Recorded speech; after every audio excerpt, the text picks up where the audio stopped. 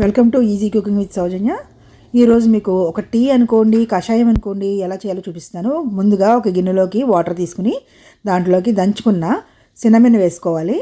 వేసుకుని దాంట్లోకి ఒక స్పూను పసుపు వేసుకోవాలి. తర్వాత బ్లాక్ పెప్పర్ వేసుకోవాలి.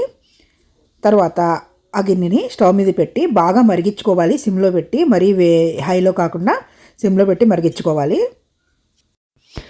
ఈ విధంగా మరిగిన తర్వాత ఒక కప్లోకి తీసుకోవడం, తర్వాత దాంట్లో హనీ, లెమన్ యాడ్ చేసుకుని సర్వ్ చేసుకోవడమే.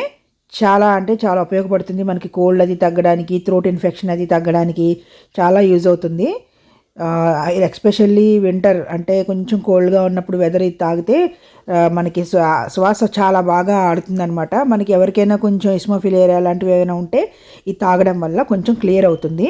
కొంచెం ప్రాబ్లం అంటే బ్రీతింగ్ ప్రాబ్లం ఉన్న వాళ్ళకైతే బ్రీతింగ్ అయితే చక్కగా ఉంటుంది ఇది తాగడం వల్ల. తప్పకుండా మీరైతే ట్రై చేయండి. ట్రై చేసి మీకు ఎలా అనిపించింది, తాగడం వల్ల మీకు ఎలా అనిపించింది అనేది తప్పకుండా కామెంట్ చేసి తెలియజేయండి. నాకైతే తప్పకుండా ట్రై చేసి నాకు కామెంట్ చేసి తెలియజేయండి.